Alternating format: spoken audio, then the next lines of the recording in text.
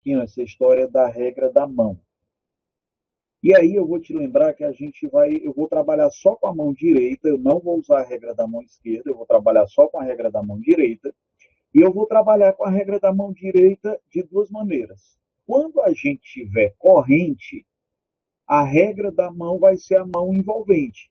Então, quando a gente tiver fio, bobina, estira, né? Então, Augusto, eu vou ter aqui fio, bobina, expira e solenoide, são as fontes de campo.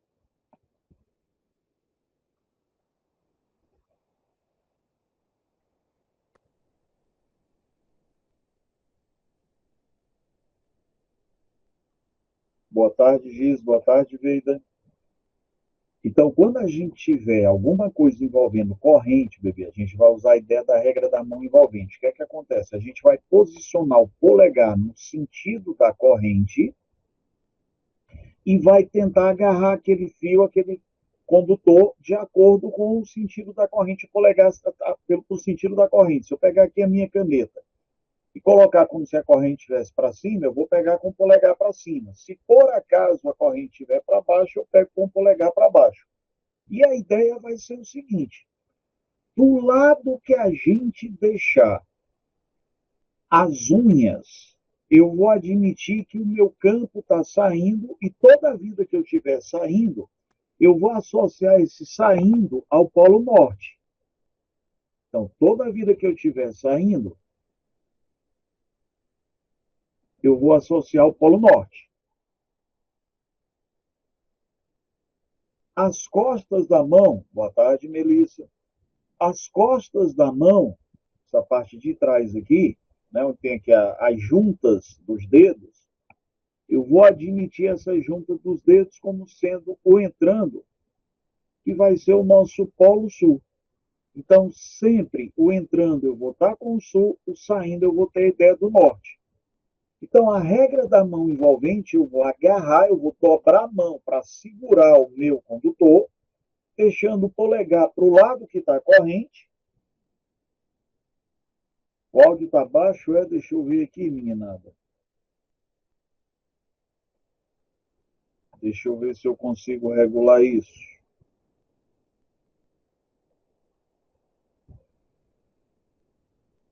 Melhorou alguma coisa botando o microfone mais próximo? Se estiver muito baixo aí, eu troco de microfone. Aparentemente o meu aqui está no máximo. Então tá. Se estiver desconfortável aí, fala aí que eu troco de microfone, tá? Eu ponho aqui um outro microfone para ver se capta melhor. Então, galera, a ideia sempre foi fio, foi corrente elétrica.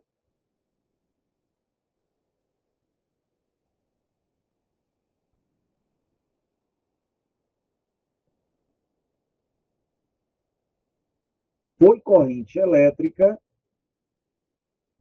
mão direita envolvente. Boa tarde, Hanna. Então, sempre que for corrente elétrica, mão direita envolvente, meu bebezão vai agarrar o condutor e vai lembrar sempre: o teu polegar vai ficar apontando para o lado da corrente, as tuas unhas elas vão estar apontando para o lado norte do teu condutor e a junta dos dedos vai estar apontando para o lado sul. Tá? Então, sempre essa ideia.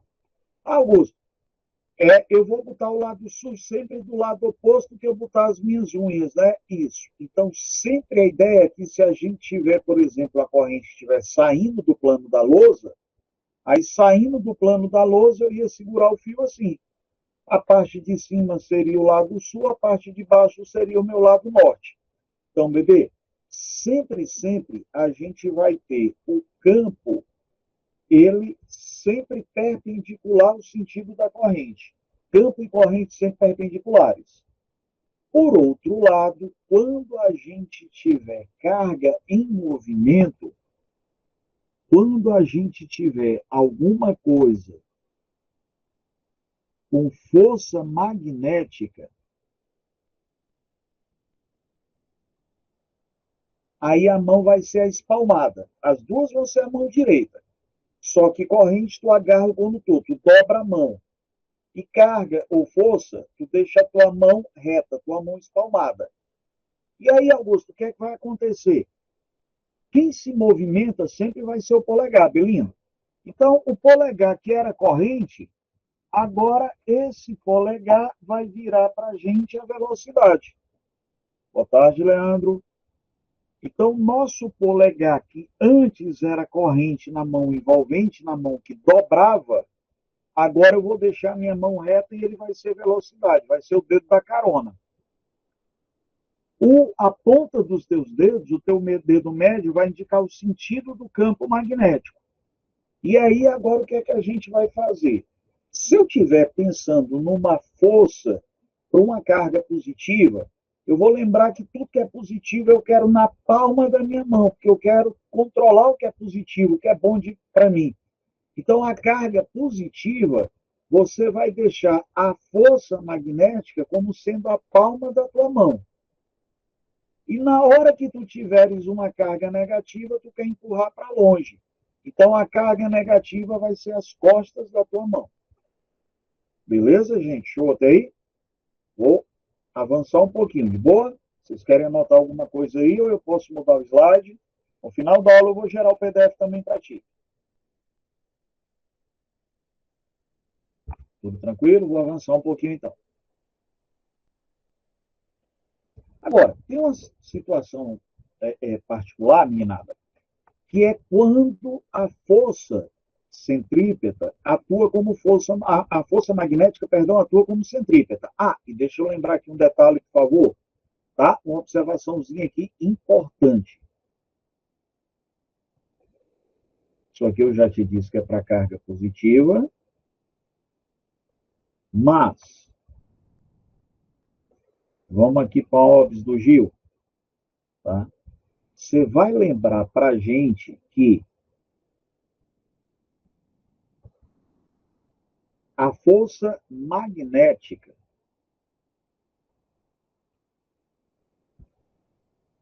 sempre, não tem exceção, ela é perpendicular à velocidade e ao campo magnético. V e B podem ter qualquer ângulo. V e B não há distinção entre V e B.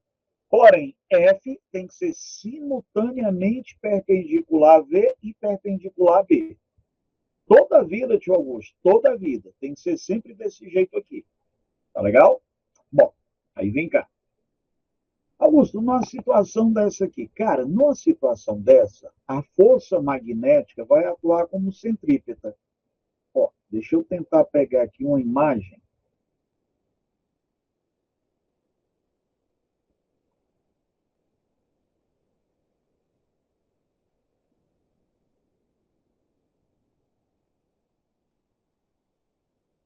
Parecendo o Hulk aqui. Mas bora. Ó, saca aí a história da posição da mão. Eu estou querendo que a gente pense aqui, por favor, numa partícula girando.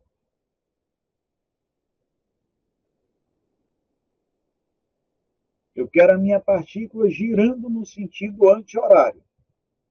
Então, vem cá para o tio. Augusto, aqui é a velocidade. Isso, ó. E a minha partícula está vindo para cá. Observa que x é entrando. Por isso que eu estou colocando o meu dedo médio entrando no plano do papel.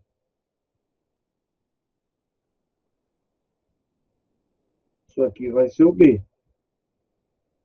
Aí, olha para onde é que fica a palma da minha mão, bebezada.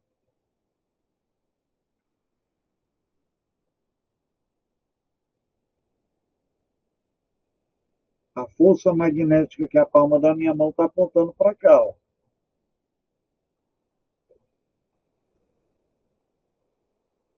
Aí, tio Augusto, nesse caso, o que é que... Eita, aqui não é força não, viu, gente? Isso é velocidade. Eu falei velocidade, não tem força lesada. Isso aqui é velocidade. Tá? A força está para dentro da curva. Ó, disposição da minha mão, deixa eu ver se eu boto em frente à câmera, disposição da minha mão estaria mais ou menos assim.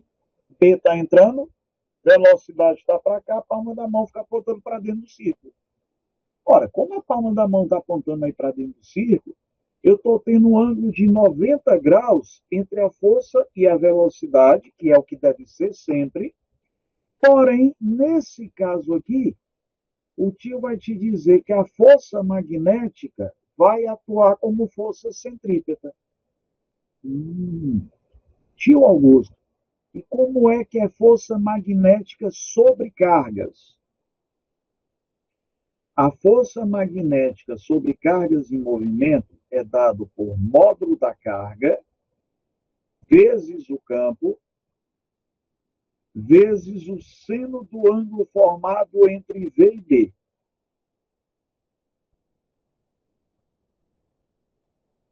QVB seno θ.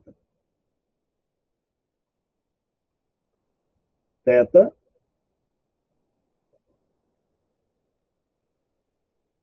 é o ângulo entre V e B. Porque entre V e F, B e F é 90 graus. Aí, bebê, eu vou te falar aqui. Módulo de Q vezes V, né, ó, QVB. Opa, esqueci o V. Menino, o que é que está acontecendo com o tio Augusto sendo tio Augusto? Não é QB, não, é QVB. Augusto, tia Lui. Bora. Módulo de Q, V, B, seno de θ. Agora sim. Então, ó, QVB, seno de θ, pesada, linda e amada do tio Augusto. Quem é que lembra para mim aí qual é a forma de força centrípeta?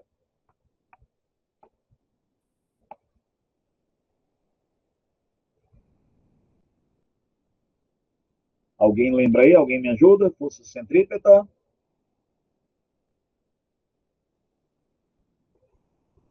Oráculos?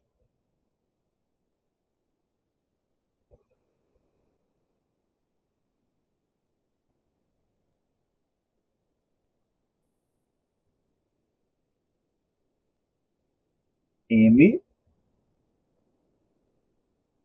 V ao quadrado sobre o raio. Então, vem cá. Força centrípeta, ela tem, a gente pode pensar em termos de força centrípeta dizendo que a força centrípeta é a força que aponta para dentro de uma trajetória, menos a força que aponta para fora. Força centrípeta pode ser M ômega 2R e força centrípeta pode ser mv2 sobre R. Tá legal? Tenta, por favor, não lembrar disso aí. Me dá só um ok aqui no chat. Está chegando meu áudio e imagem para vocês, por favor. Vocês não me responderam essa agora, eu fiquei preocupado. Isso é porque não chegou meu som aí. Cadê vocês? Ah, tá chegando, tá legal. É porque vocês querem me deixar de castigo. Tá bom, obrigado. Maldade comigo, né? Tá, valeu. Mesmo assim, eu amo vocês.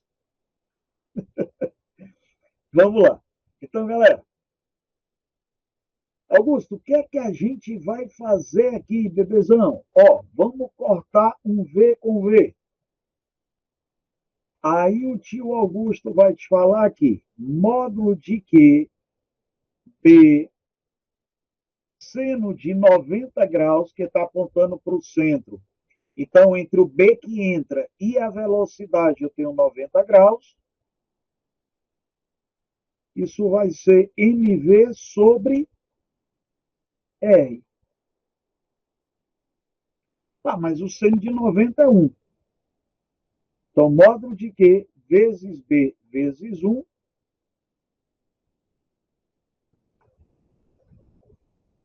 vai ser mv sobre R. Tá, vamos fazer aqui meio pelos extremos. mv igual a R QB. Na maioria das questões, ele pede para eu achar o raio. Mas eu gosto de parar bem aí, porque dentro da minha loucura, eu gosto de colocar, sabe o quê?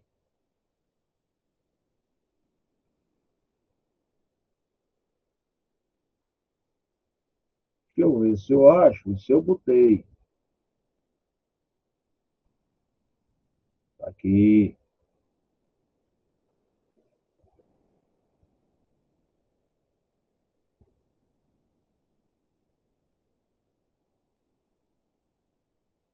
Eu gosto da mnemônica Minha Velha Requebra, para ajudar a gente a lembrar um pouquinho. Mas, tio Augusto, a história da Minha Velha Requebra, na maioria das questões, ele vai pedir para, de fato, eu achar o raio, né? Isso. Então, a maioria das questões, ele vai te pedir para você achar o raio. Aí você vai dizer que o raio é mv sobre módulo de Q vezes B. Mas para ajudar a gente a memorizar, eu gosto aí do Minha Velha Requebra. Ah, beleza, Euler. Eu gosto aqui da minha história do Minha Velha Requebra. Aí o que é que você vai lembrar aqui, tá? Para a gente não esquecer na maioria das questões. Cara, o raio é proporcional à massa. Raio proporcional à massa. Faz um experimento mental agora. Imagina fazendo um retorno, fazendo uma curva, uma carreta carregada e uma motocicleta. Quem é que precisa de um raio maior para fazer aquela curva? Quem é que precisa de um espaço maior para completar a curva? A carreta, tem maior massa. Quem é que faz a curva com menor espaço? A motocicleta, tem menor massa. Então, o raio é proporcional à massa desse objeto. Meninada, aí eu vou começar para a gente pensar nessa aqui, ó. Dá uma olhadinha nela aqui. Eu vou pegar aqui a sugestão do Vitor, vou só procurar aqui, cadê a questão do Enem do ano passado. Regrinha da mão direita, Bebelino. Tio Augusto, quando eu pego aqui a regra da mão direita, eu vou já terminando essa, Vitor, eu vou fazer o que você me falou aí. Ó, polegar é a minha velocidade. Velocidade da partícula está entrando aqui, ó. Por isso que eu tenho o polegar para cá. Pontinho, pontinho B está saindo. Então, isso aqui é o B saindo do nosso campo. Aí, saque agora. Força é a palma da mão. Palma da mão vai ser a força, mas é a força para tudo que é positivo na minha vida. Quem é positivo na história aqui é a partícula alfa. As costas da mão também é força, mas é força para o que eu não quero perto de mim, que são as coisas negativas. Quem é negativo aqui é o beta. Tá. Então, beta tem que ir para o lado esquerdo, alfa tem que ir para o lado direito. Agora, vamos olhar a massa. 27 e 31. A massa de alfa é maior do que a massa de beta. Então, o raio de alfa tem que ser maior do que o raio de beta. Beta tem que ir para a esquerda, porque é negativo, que é para o lado das costas da minha mão. O lado positivo tem que ir para a carga positiva, que é o alfa. Quando eu olho para os expoentes, que cuidado que se eu olhar para 9,1 e 6,7, eu vou ter a falsa impressão que 9,1 é maior. Aí eu vou olhar para o expoente. Menos 27 é bem maior do que menos 31. É 10 mil vezes maior. Então, menos 31 é a menor massa. Quem tem a menor massa tem que ter o menor raio. Cadê a resposta correta, Belino? Beta é negativo, alfa é positivo, raio de beta menor do que o raio de alfa. E aí, gente, dúvidas? Agora tô, desculpa, eu não tinha ajeitado aqui o som, amor, perdão, me desculpa. Pronto, era só para dizer qual é o erro da C, porque para mim, na verdade, são iguais, né? O que está mudando aí é a posição. Aí eu não Isso. entendi. Beleza. Por um detalhe pichototinho aqui quando você olha a relação do campo. Deixa eu ver se eu consigo produzir aqui à mão. Quando eu trouxer aqui, Belino,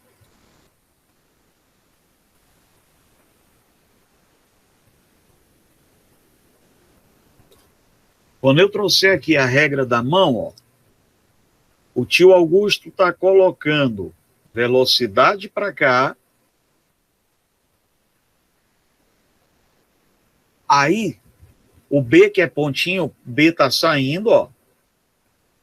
Aqui é o B. Agora, o que é que a gente vai se ligar? As costas da mão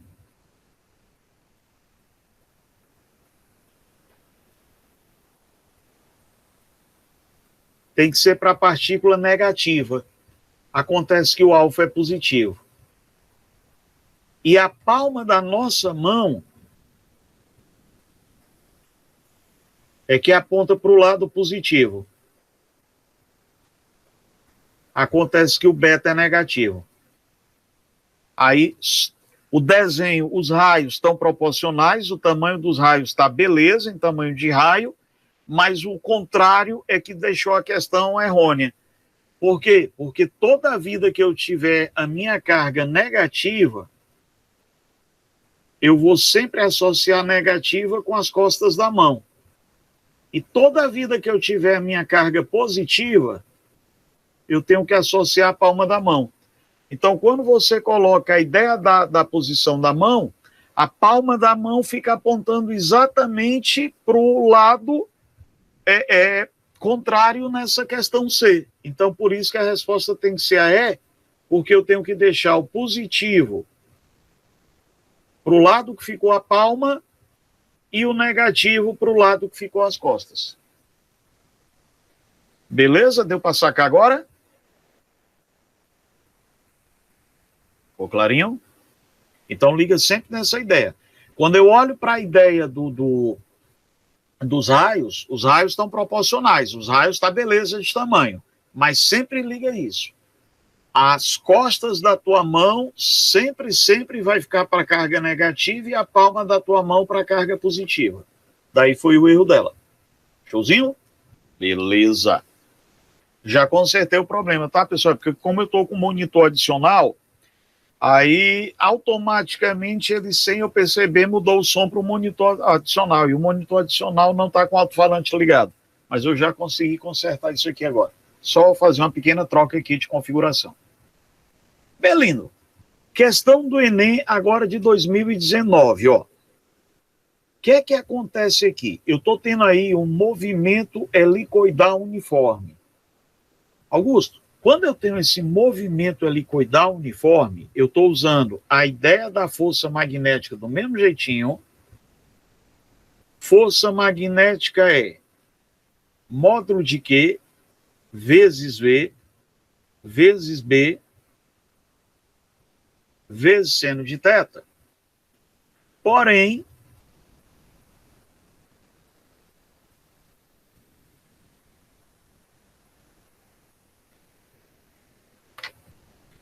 entre V e B, eu estou tendo um ângulo agudo. 0 grau é menor que θ, que é menor que 90. Aí, quando acontece isso, eu vou falar que eu passo a ter um movimento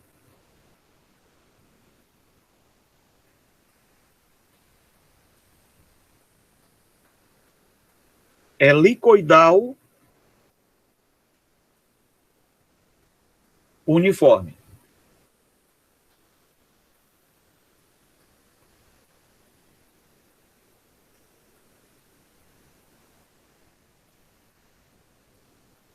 Então, toda a vida, bebelino amado do tio, se eu tiver movimento curvilíneo, todo movimento curvilíneo precisa de força centrípeta. Então, pausa aqui, vem cá.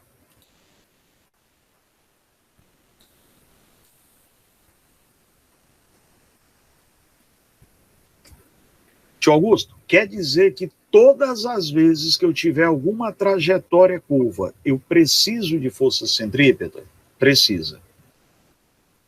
Então, vem cá.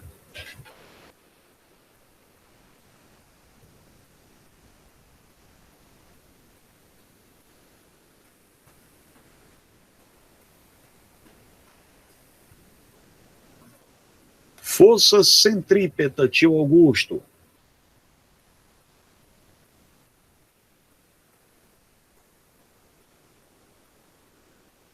Aparece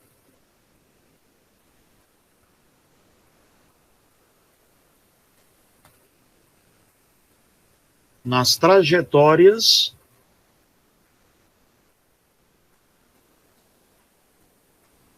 curvilíneas. Então, o movimento helicoidal, ele é um movimento curvilíneo? É. A força centrípeta, como qualquer força, ela é massa vezes aceleração. Só que a aceleração, vou te dizer que é centrípeta. A força centrípeta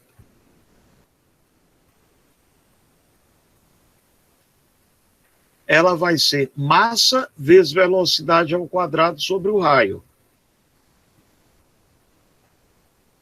E a força centrípeta, massa vezes velocidade angular ao quadrado vezes o raio. Agora, tu vai lembrar para o tio Augusto que a força centrípeta, ela não é mais uma força que a gente tem na figura, como, por exemplo, o peso. Aí o peso, ele aparece sempre que eu tiver massa. Normal, aparece sempre com a superfície encostar na outra. Atrito, quando a superfície arrasta na outra. Não, a força centrípeta, ela não é mais uma força que eu coloco, não. A força centrípeta é uma força resultante. Então, a força centrípeta é a resultante, é o resultado das forças que apontam para dentro de uma curva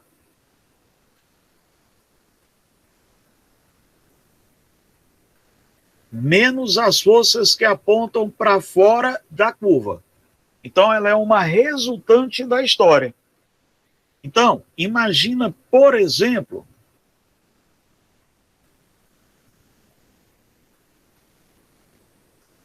uma situação aqui de que eu tenha um corpo, vou botar esse aqui embaixo. Imagina que eu tenho um corpo aqui, aqui e aqui. Posição 1, posição 2, posição 3.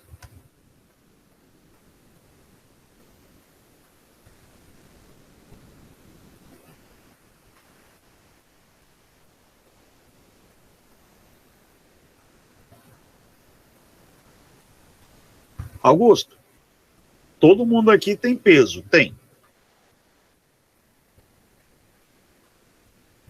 Porém, esse aqui, o trilho está tocando na parte de cima, então a normal vem para baixo. O trilho está tocando na parte de baixo, a normal vai para cima. E o trilho está tocando na parte de baixo, a normal vai para cima. Aí, olha só. Quem é força centrípeta na situação 1?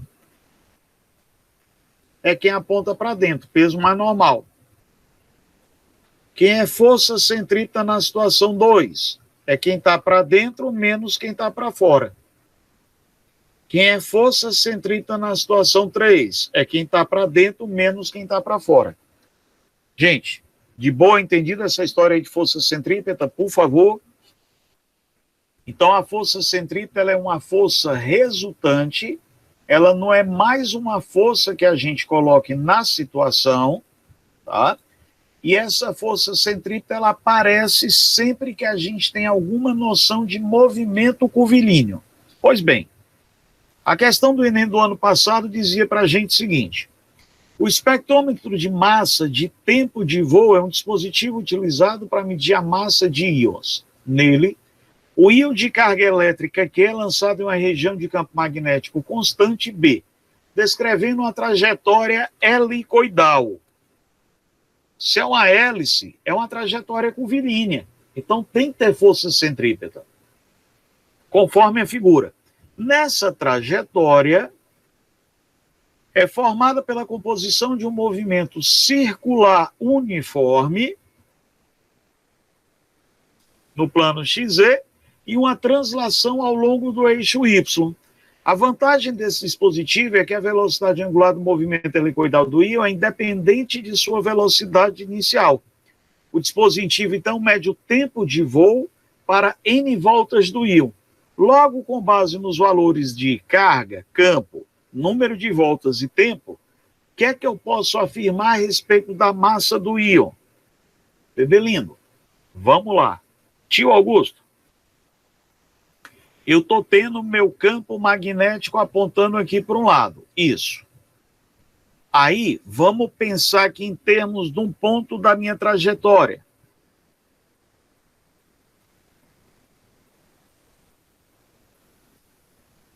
Estou tendo velocidade para cá, meninada. E para ele descrever uma trajetória curvilínea, minha força magnética está apontando para o centro. Beleza até aí? Aí, Augusto, o que é que nós vamos fazer agora? Cara, para isso aí estar acontecendo, só tem um jeito. Para ter curva, a força magnética está apontando para o centro de uma trajetória curvilínea. Então, ela está sendo uma força centrípeta. QVB. Aí, entre a velocidade e a minha força, eu vou ter 90 graus. Isso vai ser igual a quem? M V ao quadrado sobre R. Vou cortar um V aqui. QB vezes 1 vai ser VM sobre R. Tá. Aí o que é que a gente vai fazer aqui? Eu vou isolar o valor do R, do minha velha requebra. Quem é que vai ficar R, tio Augusto? Vai ser o MV sobre QB. Tá. Mais velocidade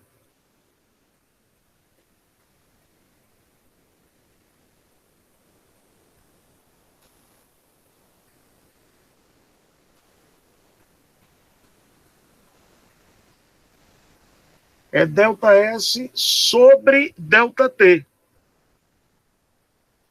Boa?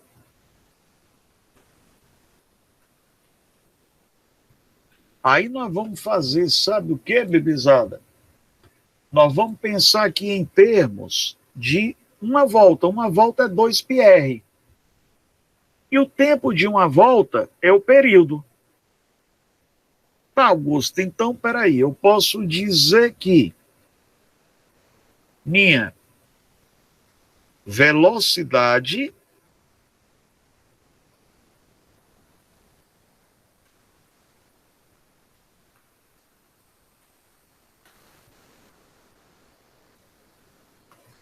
vai ser um determinado número de voltas inteiras, 2πr, sobre o tempo que eu estou querendo aqui.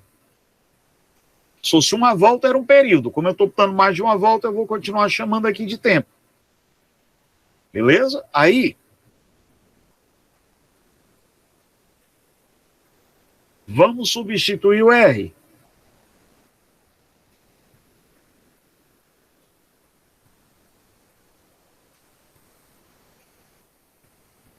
Número de voltas vezes 2π sobre o tempo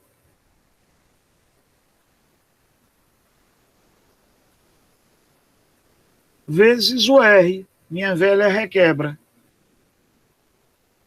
MV sobre QB.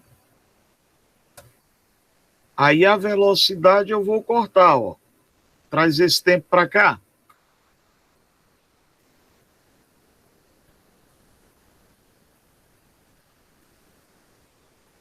Então, como é que fica o nosso tempo aqui?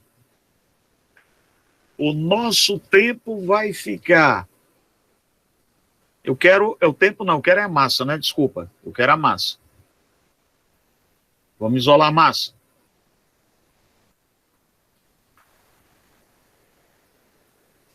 Minha massa vai ficar, ó. Passa esse cara aqui por primeiro membro, que BT, isso aqui vai ficar dividindo 2π vezes um número de voltas. Aí nós vamos ter como resposta letra A. E aí, meninada? Deu para sacar? Agora, de antemão, eletromagnetismo não é o carro-chefe, cara. Então é mais comum eles cobrarem fontes de campo. Isso aí foi uma exceção à regra que foi cobrada, não é aquela coisa muito comum, não. Mas a ideia básica é, teve trajetória curvilínea, tu já se liga, no minha velha requebra. MV igual a RQB. Opa, com certeza, Giz.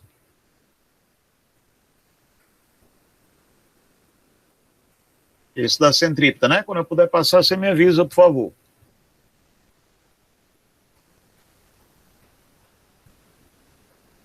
Prontinho? Deu tempo? Valeu. Então, meninada, não se assusta com a ideia da figura. Quando falar em campo magnético e tiver uma coisa circular, é o minha velha requebra. Note que essa primeira parte da dedução aqui foi só para chegar no que você já sabia, ó. No minha velha requebra. Então, tu já podia ter começado daqui. Aí a lógica agora foi só pensar em velocidade e número de voltas. Então, toda vida que eu tiver alguma coisa com circular, tu vai pensar que cada volta é 2πr. E sempre substitui em função do 2πr. Aí, deixa eu ir um pouquinho aqui adiante. Eu volto já para cá, mas vamos ver uma outra do Enem de eletromagnetismo, que é a questão 30 do nosso material. Aí eu volto já para aquelas outras duas lá.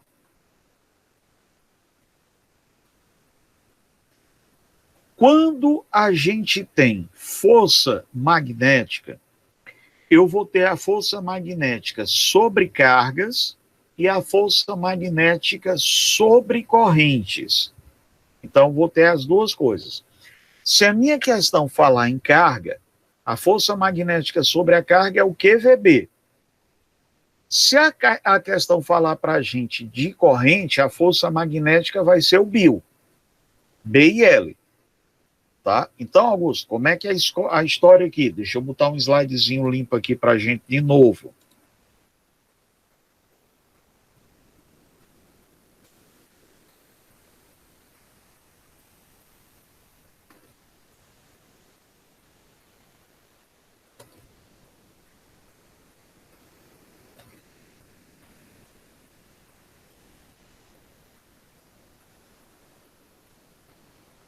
A letrinha tá tão feia, né? Deixa eu arrumar aqui melhorzinho.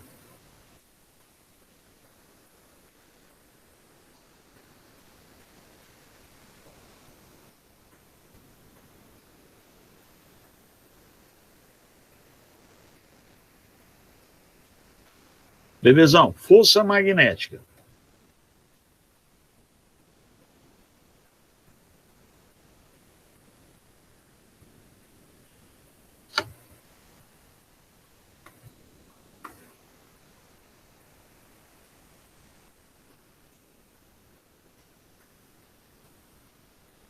Sobre cargas elétricas em movimento. A gente já viu isso, eu vou repetir aqui.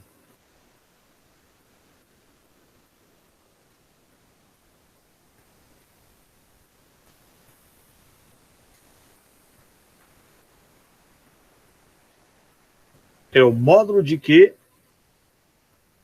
vezes V vezes B vezes o seno θ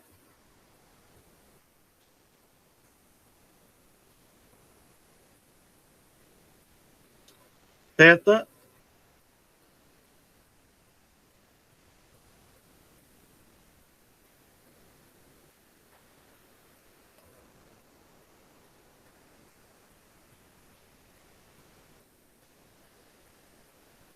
é o ângulo entre V e B.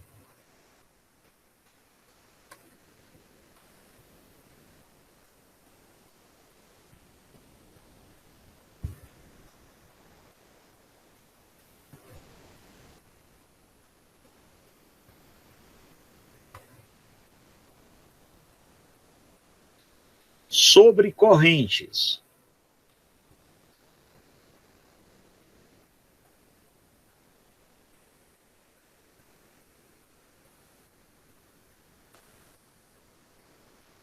Π, seno θ. Tá, Augusto. Quem é o I? Corrente. Quem é o L? É o comprimento do fio. Quem é o θ? O θ é o ângulo entre a corrente e o B.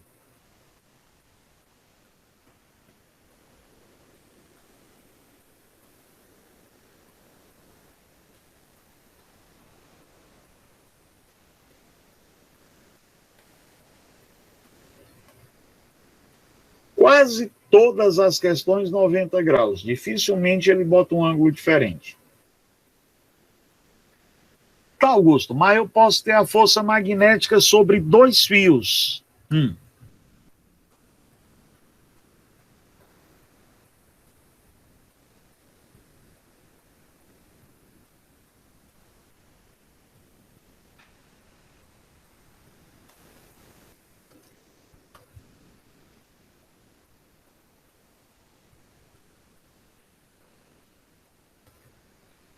Sobre dois fios.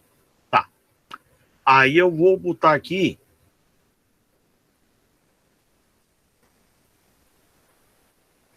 Mi0 e 1 e 2 sobre 2π vezes a distância. Então, meninada, a gente tem essas três equações para calcular a força magnética. Sobre cargas, que é o mais comum, que é VB seno θ. Sobre fios, que é relativamente comum, mais raro dele te cobrar sobre dois fios. Mas aí eu vou lembrar que eu tenho essas equações aí. Muito bem. A outra questão do Enem que caiu de magnetismo, eles cobraram, a maioria das questões foi só sobre ímã. Aquela história de atração, repulsão, polo norte terrestre, sul magnético e vice-versa, aquela coisa básica da teoria. As duas que eles cobraram de cálculo, foi essa que a gente terminou de fazer aí, do movimento helicoidal, e a outra que ele nos cobrou foi essa questão 30 do nosso material. Então vamos fazê-la? Desenvolveu-se um dispositivo para abrir automaticamente uma porta no qual um botão, quando acionado, faz com que uma corrente elétrica de 6 amperes percorra uma barra condutora de comprimento 5 centímetros, cujo ponto médio está preso a uma mola de constante elástica 5 vezes 10 a menos 2 newtons por centímetro. O sistema mola condutor está imerso em um campo magnético uniforme perpendicular ao plano. Quando acionado o botão, a barra sairá da posição de equilíbrio com a velocidade média de 5 metros por segundo e atingirá a catraca em 6 milissegundos, abrindo a porta. Aí eu quero de você o seguinte: a intensidade do campo magnético para que o dispositivo funcione corretamente é de quanto? E aí, meninada, como é que a gente resolve esse pepino?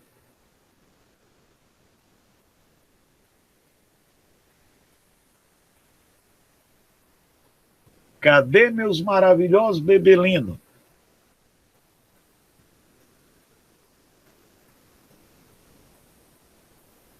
Vamos lá. Vamos pensar juntos, tá? Vamos ver se a gente consegue descobrir a solução dessa questão juntos. Cara, se eu tô tendo uma mola,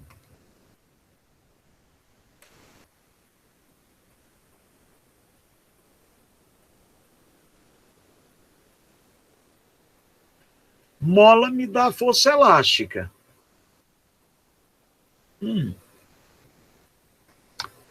Mas a corrente elétrica vai circular aqui, né, na barra, ó, e aí vai fazer uma força para destravar a catraca.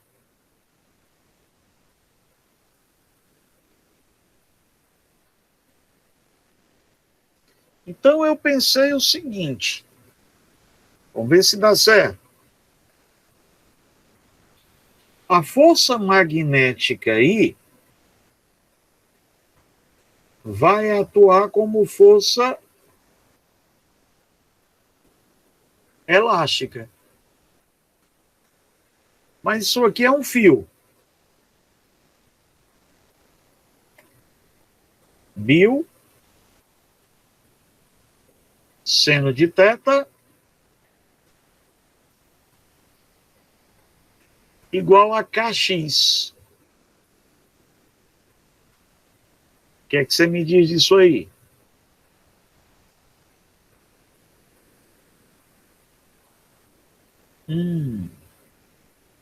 Mas eu estou precisando achar o X. X é um ΔS. ΔS é velocidade vezes tempo. Então, pensei em fazer o seguinte, ó. Bio. Seno de 90, porque entre a corrente e a força eu estou tendo 90 graus. Vai secar, quem é o X? X é velocidade vezes tempo. Aí vamos lá. B vezes 6 vezes o L, 5 vezes 10 a menos 2 metros, vezes seno de 90, aí vamos mexer esse K. Se o K é 5 vezes 10 a menos 2 newtons por centímetro, ele é 5 newtons por metro. Aí quem é a velocidade? 5. Quem é o tempo? 6 milissegundos.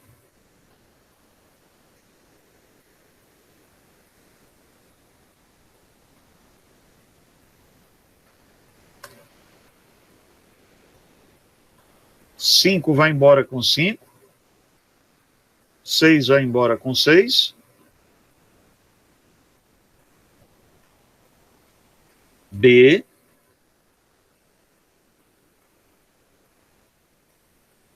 Cinco vezes 10 a menos 3.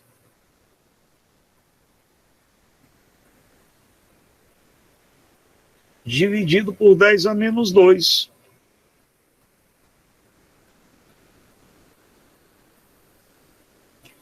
Cinco vezes 10 a menos 1. E a unidade de campo magnético é chamado de Tesla. Item A. E aí, bebezada? De boa, tranquilo, deu para sacar? Augusto, licença. Pois não, Veida? Eu entendi o que o senhor fez, certo? Mas aí, na parte, porque a velocidade tá indo, peraí que eu sou meio ruim de direita e esquerda, tá indo pra esquerda, né? E o campo tá entrando. Se eu fosse olhar a força magnética aí, a força magnética tava indo pra baixo, não era? Certo. Só que tipo, tu botou a força magnética igual a força elástica, mas a elástica não tá... Beleza. Só que a corrente elétrica, talvez eu não tenha explicado adequadamente aí, por isso que gerou essa dúvida. A corrente elétrica vai estar aqui, ó. Então, deixa eu dar uma limpadinha aqui. A ideia vai ser o seguinte, ó. Essa é a barra onde eu tenho o fio, ó. Tá aqui a corrente elétrica. Aí deixa eu ver se eu acho uma mão apropriada para isso. Eu quero a mão entrando, o dedo entrando, pronto. Tem que ser alguma coisa nessa posição aqui, ó. Tá? Então, deixa eu ver se eu acho uma mão apropriada.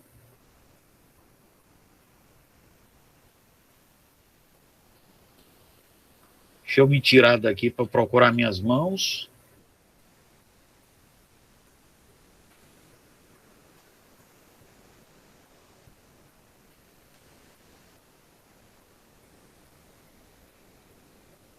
Vai ser essa de cá.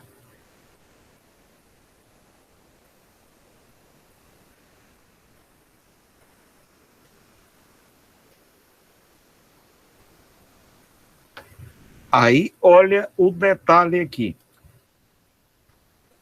Augusto. Corrente elétrica. Corrente elétrica está para cima. Corrente elétrica para cima. O campo magnético está entrando.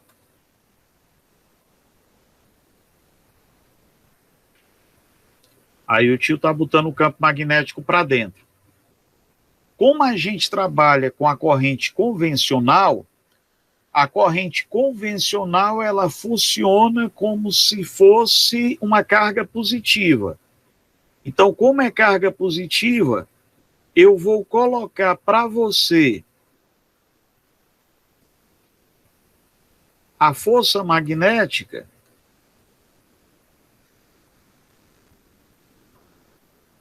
como sendo a palma da minha mão. Aí o que é que essa força magnética vai fazer? Vai puxar a mola.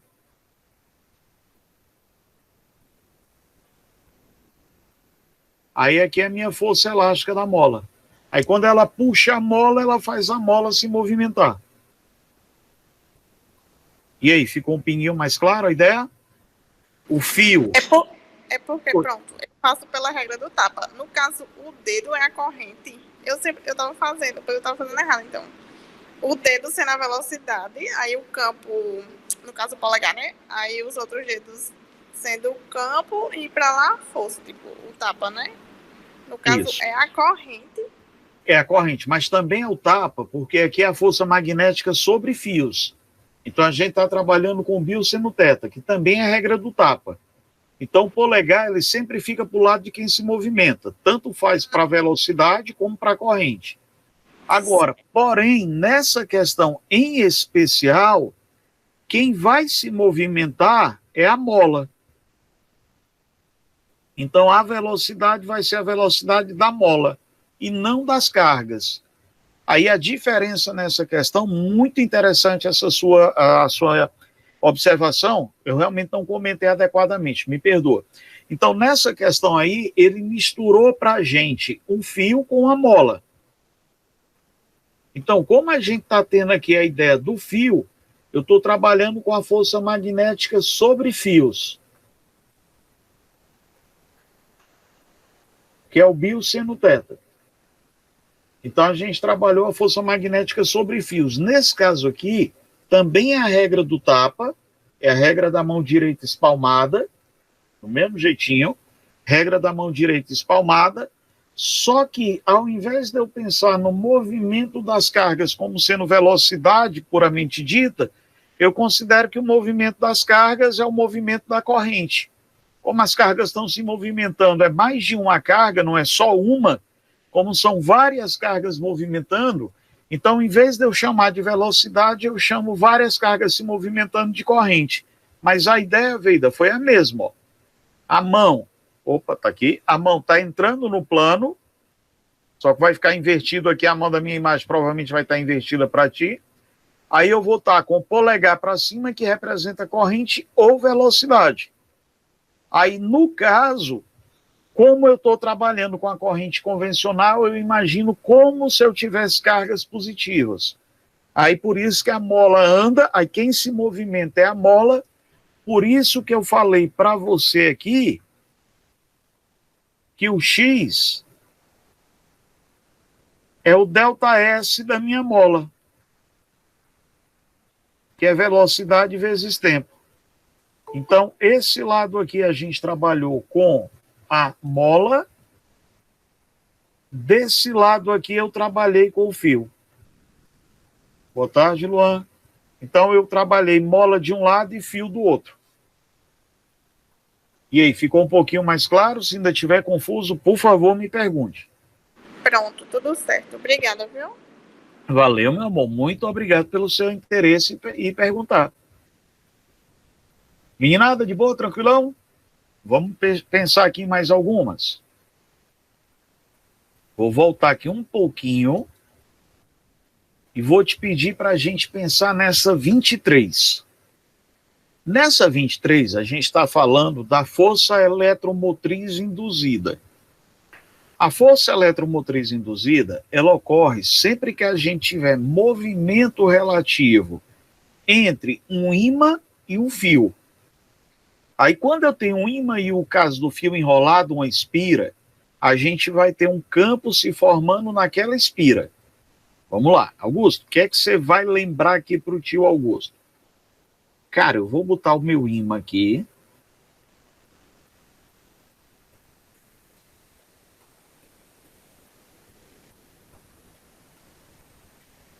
E toda a vida que eu tiver essa história do ímã se movimentando para gerar o campo, a corrente que se forma dentro da espira, a corrente induzida, ela vai ter o sentido da letra que está à frente do movimento do ímã. Como assim, tio Augusto? Quem está se movimentando aqui, ó, é o Polo Norte. Então, aqui dentro dessa espira eu tenho um Polo Norte. Vamos ver se você lembra o que a gente combinou na última aula. Me faz uma barra invertida como se fosse a barra da letra N, né? Se eu fosse pegar e formar a letra N de forma.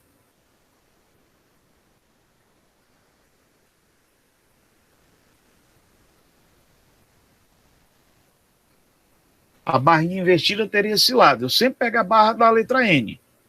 Aí, a partir dessa barra da letra N, aí é que eu coloco para você se eu vou ter um polo norte ou se eu vou ter um polo sul. A 15 giz. Beleza, bebê, vou já fazer. Como quem está à frente do nosso movimento aqui, meninada, quem está à frente do nosso movimento é a letra N, eu vou fazer dentro dessa espira um N.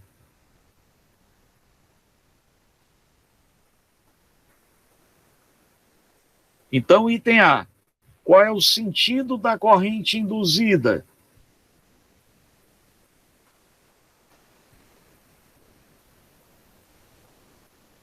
Sentido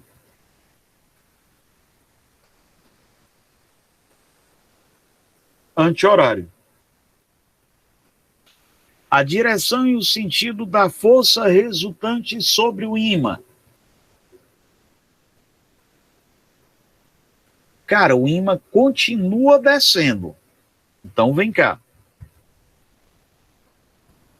Me ajuda a pensar um pouquinho aqui para o tio Augusto. Eu estou tendo lá do norte.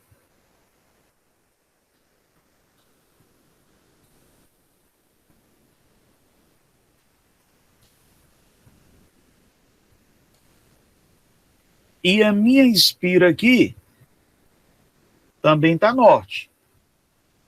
Então, norte com norte, que tipo de força eu tenho, Belindo?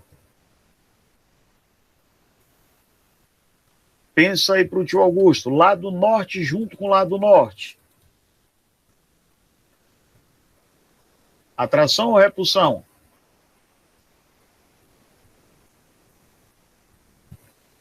Repulsão, Euler. Boa, velho. Norte com norte a gente tem repulsão. Então, meninada, vai pintar aqui uma força de repulsão, que é a força magnética causada pelo ímã.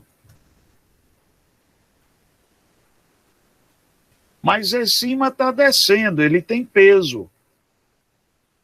E o exercício está mostrando para a gente que esse ímã está vindo para baixo. Então, o que é que ele está deixando claro aqui para mim? Que o peso é maior do que a força magnética, porque ele ainda está descendo. Então, quem é a força resultante? É o peso menos a força magnética.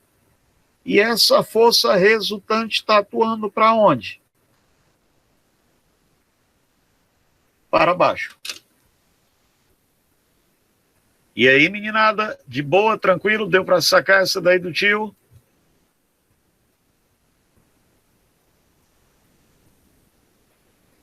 Então, tem uma repulsão, mas como eu estou tendo a ideia do peso maior, porque a minha partícula ainda está descendo, então o peso é maior do que a força magnética de repulsão. Por isso que a resultante fica apontando para baixo. Muito bem, vamos lá ver a 15 giz. Está aqui ela, tinha deixado ela prontinha. Em um laboratório de física experimental, o ímã é deixado cair verticalmente através de um solenoide, conjunto de bobinas, através de um solenoide, ao longo feito de um fio de cobre esmaltado, tendo uma pequena resistência ômica, em cujas extremidades temos conectado um galvanômetro para medir a corrente. Muito bem. Em relação à situação descrita, assinala as proposições. A presença do solenoide não afeta o movimento de queda do ímã. Peraí, vamos lá, Augusto, foi que tu combinou comigo. Me faz a barrinha da letra N, eu vou fazer aqui de vermelho para ficar mais visível. Me faz a barrinha da letra N e você vai lembrar que o campo que está aqui é o norte. Se é o norte, vai surgir uma força de repulsão, cara. Então, o que é que acontece? Esse ímã vai cair mais lento. O ímã fica mais lento. O ímã fica mais lento devido à repulsão.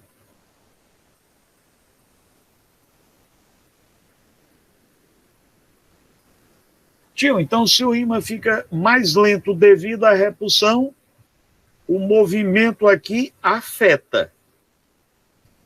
Porque eu vou ter um polo norte também, eu vou ter um pouquinho de repulsão. Depois disso, com o movimento do ímã surge uma força eletromotriz induzida nas espiras do solenoide e o galvanômetro indica a passagem de corrente. Verdadeiro, gente.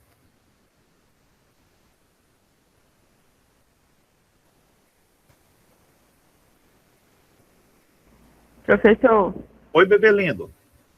esse N que o senhor botou em cima de norte é porque, tipo, é a parte norte do solenoide? É a parte norte do solenoide, porque quem está à frente do movimento é o norte do ímã. Então, todas as vezes que a gente tem uma situação dessa padrão, a corrente induzida é a letra que fica à frente do movimento. A ideia básica, seria mais ou menos essa ideia aqui. Augusto, se por acaso quem estiver se movimentando aqui, quem estiver à frente do movimento, for o lado norte do meu ímã, Aí a corrente induzida aqui vai ser a corrente no sentido norte. Vai ser a corrente no sentido anti-horário. Porque a bobina tenta frear o ímã, tenta empurrar o ímã de volta. E se por acaso quem estiver à frente do nosso movimento for o sul, aí o sentido da corrente aqui é o sentido horário. Então, sempre a corrente induzida que a gente vai ter à frente do movimento vai ser a corrente da letra que está à frente do movimento. Não importa se é aproximação ou se é afastamento. A letra que tiver na frente do movimento é a letra do ímã que eu vou ter. Certinho? Aí... Entendi. Obrigada. De nada, amor. Nesse caso aqui, meninada, eu vou te dizer que a força eletromotriz induzida, que é a voltagem, né, a DDP que vai criar aqui, se é o princípio de geração da energia elétrica, você tem um conjunto de espiras gigantescas na hidrelétrica, e aí você coloca ímãs em hélices, e a queda d'água faz a hélice girar. Aí os ímãs com a polaridade invertida girando próximo da espira vai gerando esse campo. Então, de uma maneira simplificada. Aí, isso aqui vai depender do número de espiras que eu tiver. Quanto mais espiras, mais forte essa voltagem. Aí eu vou falar para você que eu vou ter uma variação do fluxo pela variação do tempo. Aí essa variação do fluxo magnético, é por isso que eu preciso que a distância fique alternando. Eu preciso ter aproximação ou repulsão, preciso ter movimento relativo para poder ter o fluxo acontecendo. E a corrente induzida é sempre a letra do movimento relativo do ímã que está à frente. Augusto, se em vez desse primeiro desenho que tu fizeste aqui, se em vez do Polo Norte estar se aproximando, o Polo Sul estivesse se afastando, qual era a letra que você ia botar? Sul.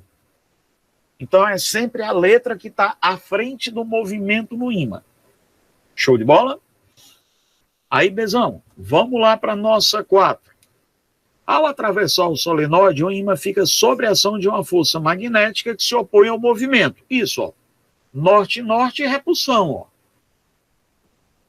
Né? A força aqui tenta empurrar o ímã de volta. Na verdade, a gente vai fazer até... Deixa eu botar isso aqui melhorzinho para não dar a entender errado. Eu vou ter a força de repulsão para cima e a outra força de repulsão para baixo. Essa galera, ela quer se afastar. Bom, ao atravessar o solenoide, o ímã fica sob a ação de uma força magnética que sopra no seu movimento, que aumenta o tempo para que esse ímã atravesse. Verdade, cara.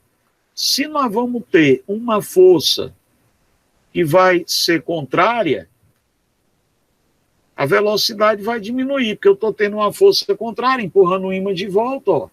Então, devido à força de repulsão, o nosso ímã ele acaba querendo ir mais devagarinho. Então, qual é a ideia aqui, Augusto? Meu ímã estava vindo descendo. Quem estava à frente do meu movimento é o Polo Norte. Mas quando eu chego aqui, eu também vou ter o Norte. Se eu vou ter o Norte, eu vou empurrar esse ímã para cima. Então, quem é que estava me trazendo ele para baixo? Era o peso, por exemplo. Aí ele vai andar mais devagar. Questão 8. Ao atravessar o solenoide, o ímã fica sujeito a uma força magnética que se adiciona... Não. Adiciona não. Ela se opõe, então ela faz é subtrair. Ela não se adiciona, ela subtrai.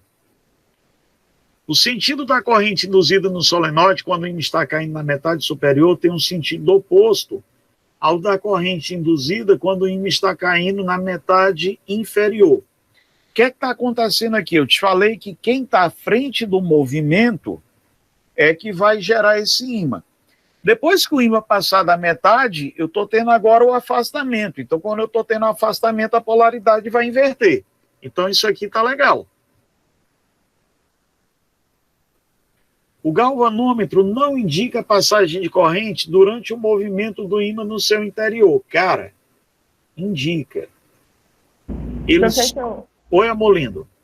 nesse caso 16, que vai inverter a polarização, o polo norte do solenoide vai virar o polo sul, é? Isso. Porque como a gente está invertendo a ideia dos sentidos, do movimento, aí tem essa pequena troca que a gente vai ter. Certo? Aí, deixa eu ver aqui, meninada. Deixa eu ver o que é que está faltando. Sim, 64.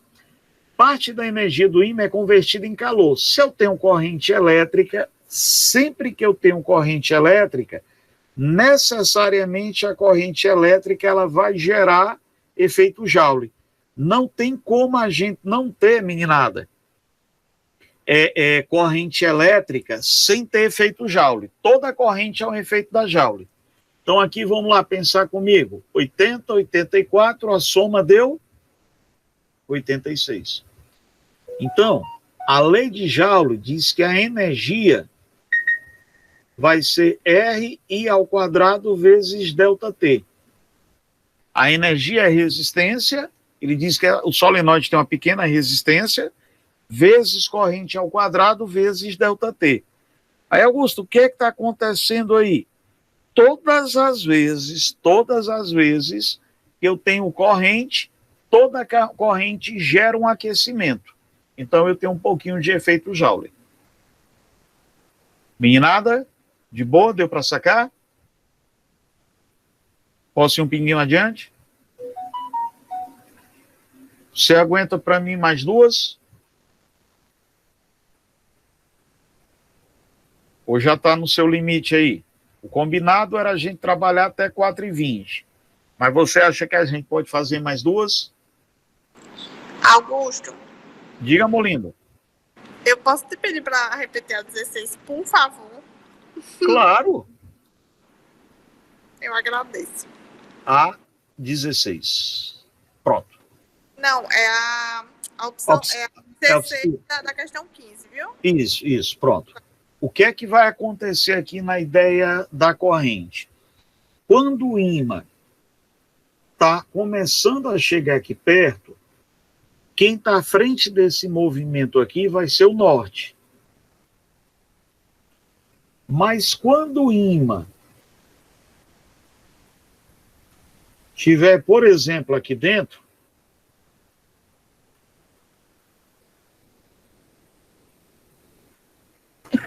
desculpa, é rinite, tá, gente?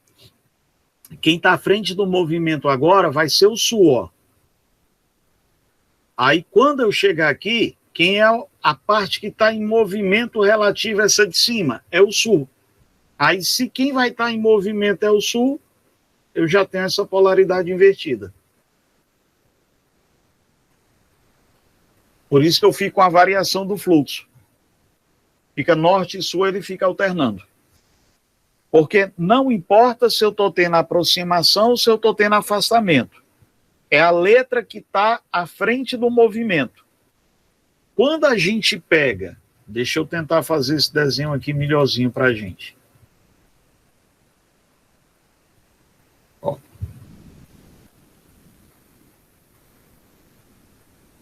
Vem cá, um pinguinho para o tio.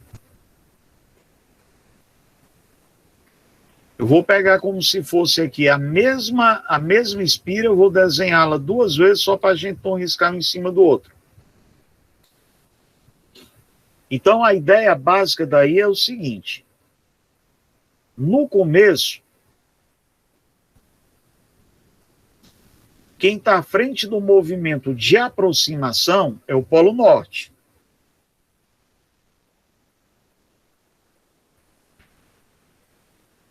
Aí, quando eu chego aqui para você e vou gerar a minha corrente, ela está no sentido norte. Quando o meu ímã passar dessa espira,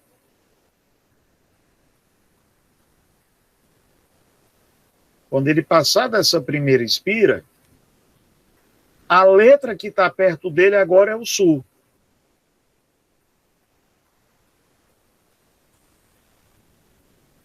Então, o sul é que está sendo referencial para esse movimento.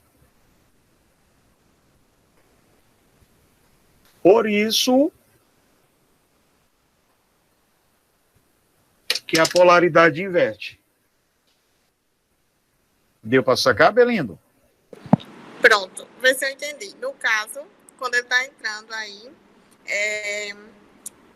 está agindo no negócio como polo norte para poder fazer uma corrente contrária ao movimento.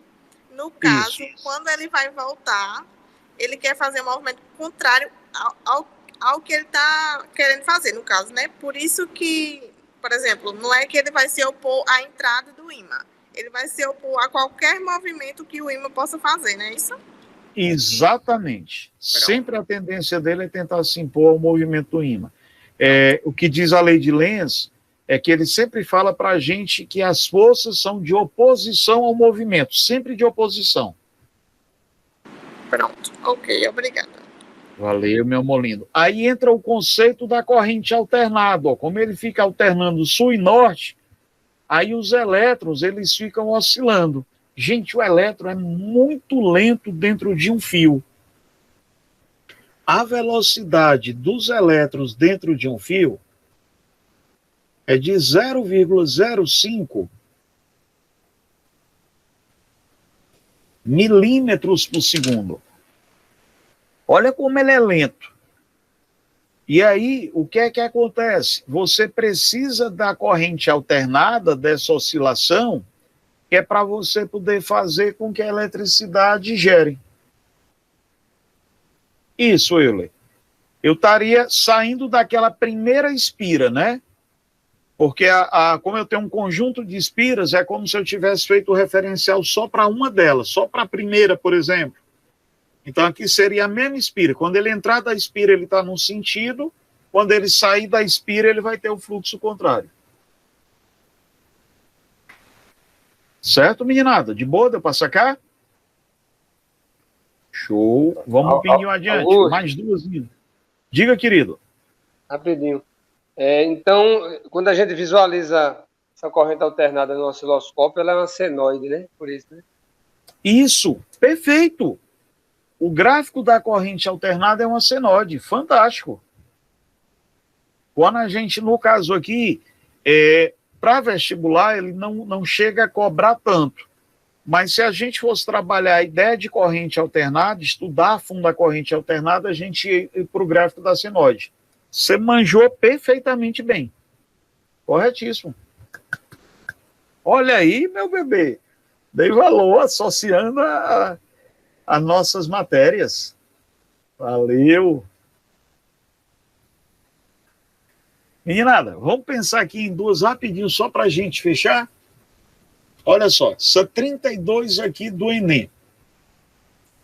Tio Augusto, o que é que diz a nossa questão 32? Ó, há vários tipos de tratamento de doenças cerebrais que requerem a estimulação de parte dos cérebros por corrente elétrica. Primeira coisa que você vai lembrar, toda corrente elétrica, ela gera efeito Joule. Eu não posso ter corrente forte demais, tá? Aí, vamos lá. Os eletrodos são introduzidos no cérebro para gerar pequenas correntes em áreas específicas. Para eliminar a necessidade de introduzir eletrodos no cérebro, uma alternativa é usar bobinas que, colocadas fora da cabeça, sejam capazes de induzir corrente no tecido cerebral. Opa! Indução. A força eletromotriz induzida é sempre de oposição a quem me deu origem. Né? Então, sempre eu tenho uma força tentando acabar com isso. Para que o tratamento de patologias cerebrais com bobina seja realizado satisfatoriamente, o que é necessário? Cara, é necessário que a gente controle a intensidade da corrente para que eu não tenha danos ao cérebro. E aí, o que é que a gente vai levar em consideração, né? A nossa força eletromotriz induzida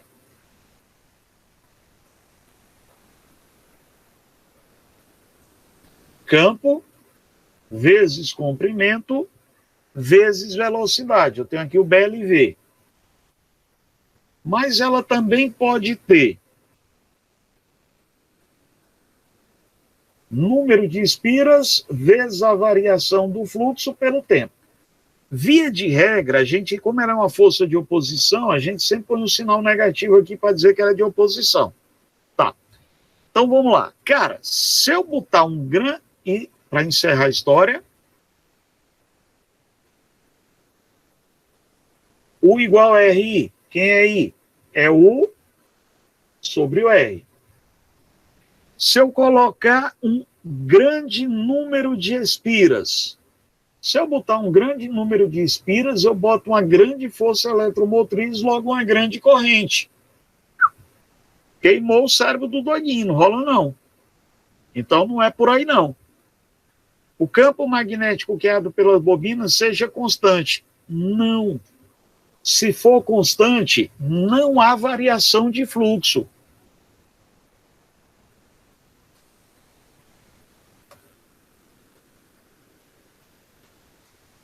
Campo variável para gerar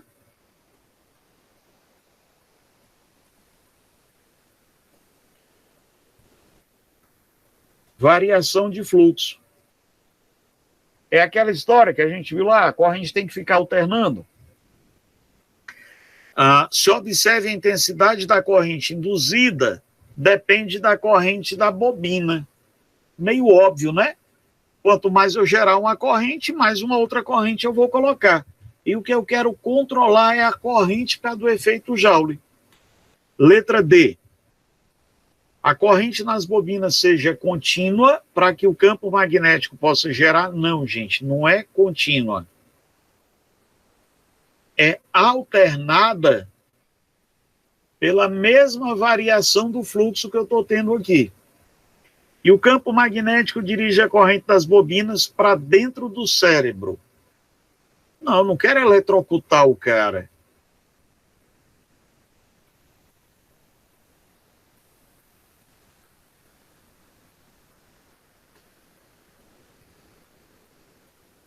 Eu quero que a bobina fique fora, certo, Giz? Vamos fazer. Eu quero que a bobina fique fora para que a gente consiga ter esse campo variante. Show de bola? Aí vamos lá. Deixa eu ver se eu estou com a 27 aqui. Não, vou já colocar. Eu vou só fazer essa aqui enquanto eu estou separando aqui a 27, tá, Giz? Pensa um bocadinho para mim nessa 45.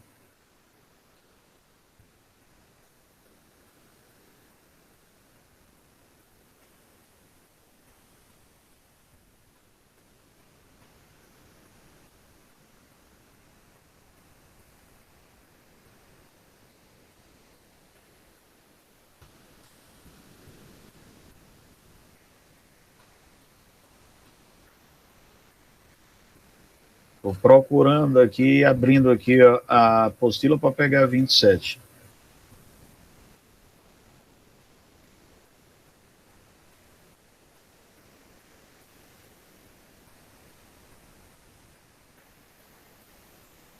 Show, gostei dessa aqui.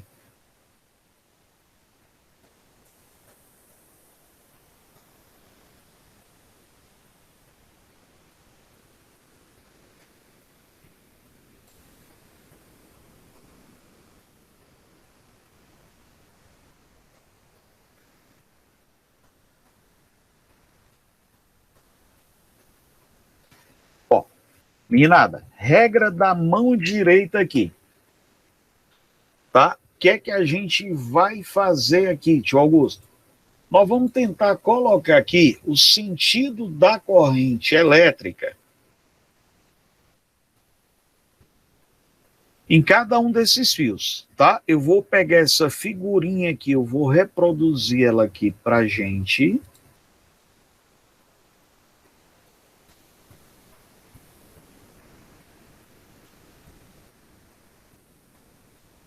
Eu vou ampliar aqui um bocadinho.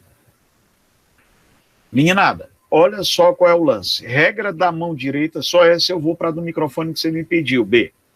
Regra da mão direita. Traz ela aqui, ó.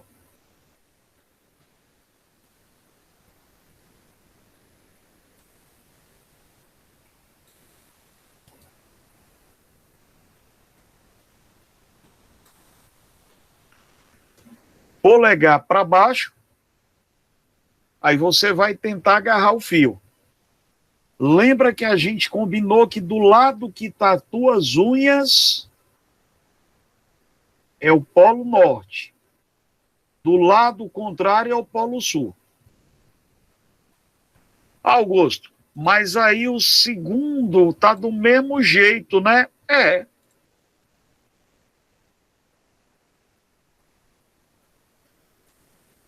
Então, o segundo fio do mesmo jeito, ó, B. Regrinha da mão direita. Do lado que tá as tuas unhas é polo norte. Do outro lado é polo sul. Ah, mas polo norte com polo sul, tio Augusto, se atrai. É.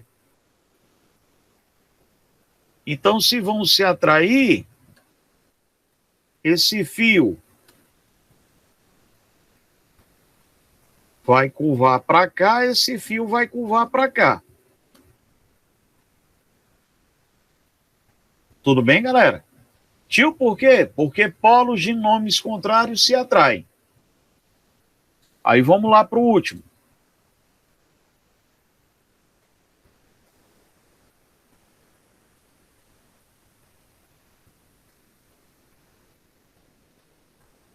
Do lado que tá a tua unha,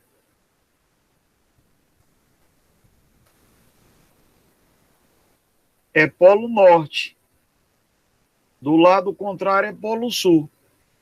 Ei, cara, então esses dois aqui vão se empurrar, né? É.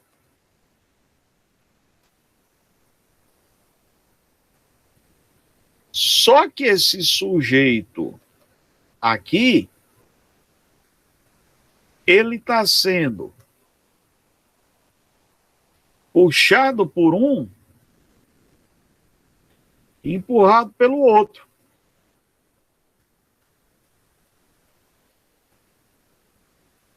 E esse aqui está sendo empurrado só por um.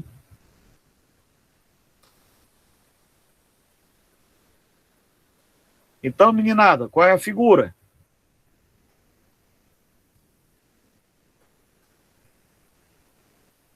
Show de bola. Vamos lá, deixa eu pegar aqui um slide limpo. Descreva os processos físicos se baseando no microfone sem fio utilizado pelo seu professor no sem fio, só os com fio. Brincadeira, vai. Vamos lá. Bom, qual é o grande lance aqui? Eu tenho que pensar em termos de corrente elétrica. Por quê? Porque eu tenho que transmitir o sinal de forma eletromagnética. Então, eu tenho que pensar em termos de corrente elétrica e eu tenho que pensar em termos do funcionamento. Então, basicamente, o que acontece no microfone? Eu sou péssimo no desenho, mas eu vou tentar improvisar aqui e ver se a gente entende.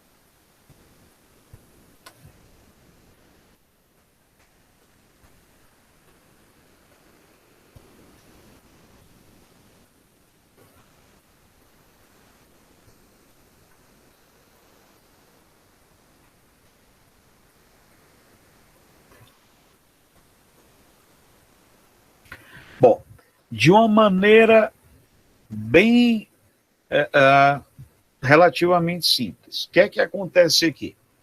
Na hora que eu pego a ideia do meu microfone, né, o que é que vai acontecer aqui? Eu vou ter um cone, tá? Eu vou ter um cone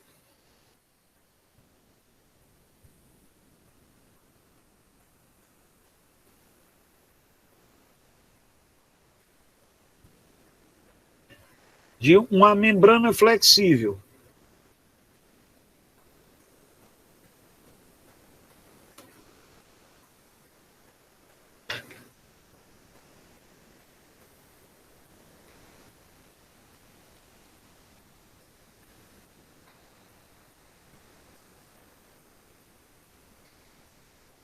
Papelão.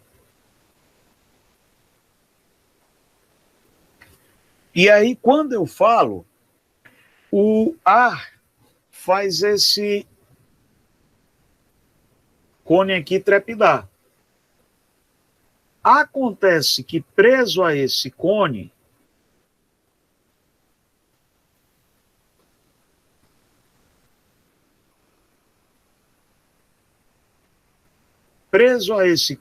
eu estou tendo uma bobina.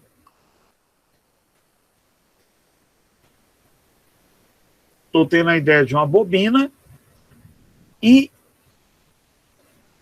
junto dessa bobina, meu desenho tá triste pra caramba.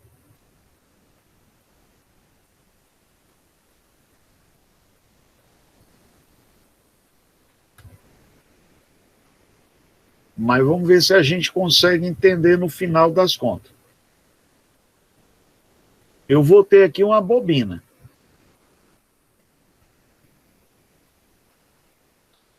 Ou um solenoide, se você preferir. Quando eu falo, o som da minha voz vai bater no papelão e vai fazer o papelão vibrar. Na hora que esse papelão vibra,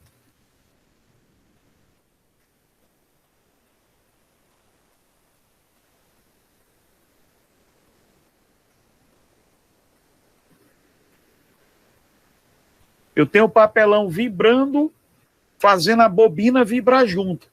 E junto da bobina eu tenho o ímã. Aí o que é que acontece? Eu fico com um movimento relativo entre a bobina e o papelão. Aquela história da força eletromotriz induzida. Aí o que é que acontece? Eu gero uma força eletromotriz induzida e aí eu coloco uma corrente. De acordo com a sensibilidade, como eu falo, e aí por isso que você tem microfone que o som fica melhor, fica pior, você faz essa bobina vibrar criando correntes de valores distintos. Aí essa corrente chega até o teu receptor.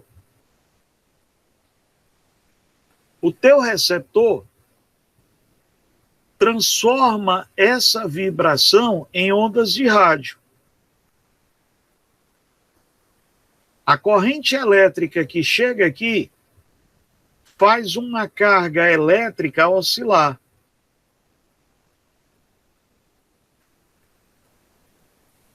A oscilação da carga elétrica aqui no teu receptor gera onda de rádio e a onda de rádio vai para o teu receptor. Aí é que é o princípio inverso. A onda de rádio que chega aqui faz essa carga de novo oscilar, gerando uma corrente elétrica. Que aí essa corrente elétrica vai novamente para os equipamentos para fazer vibrar o alto-falante e você transmitir em som. Aí você vai ter, no final das contas, o princípio inverso do alto-falante.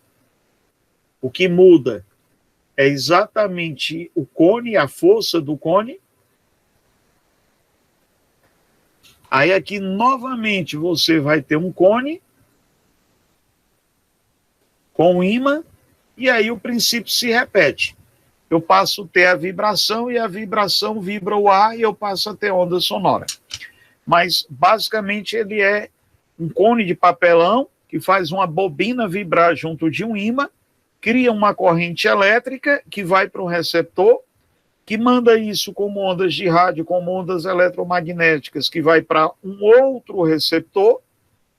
Esse receptor, então, manda esse sinal para o alto-falante para que a gente consiga captar o som. Meninada, por hoje a gente dá uma paradinha aqui. Se tiver algum aí, vocês me falam. Muitíssimo obrigado de coração por vocês estarem abrindo a sessão em plena véspera de Natal, vocês estarem aqui assistindo uma aula extra. Brigadíssimo por estarem aqui junto comigo.